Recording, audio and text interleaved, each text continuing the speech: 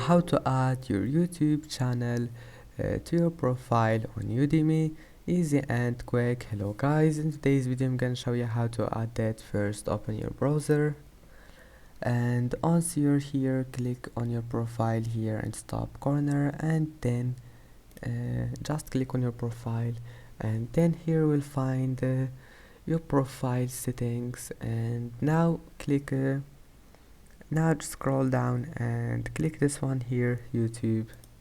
Now just add your YouTube profile or channel here and then save it. And as you see, your changes have been successfully saved, and now it means that you need to go back, and that's it. Don't forget to like and don't forget to subscribe, and that's it for today's video. Thank you for watching this video until the end, and see you in the next video.